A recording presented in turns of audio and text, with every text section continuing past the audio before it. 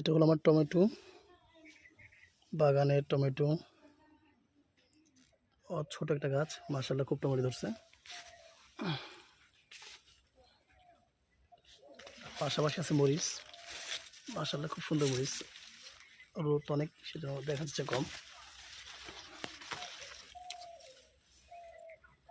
Tomato আছে পাশাপাশি অনেক।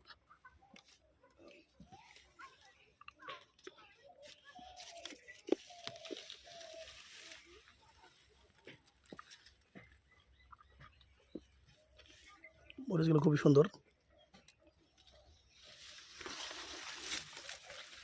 পাশে আমার পেঁপে গাছ আছে এখানে একটা, খুবই সুন্দর মাশাআল্লাহ। দেখেন মরিচগুলো।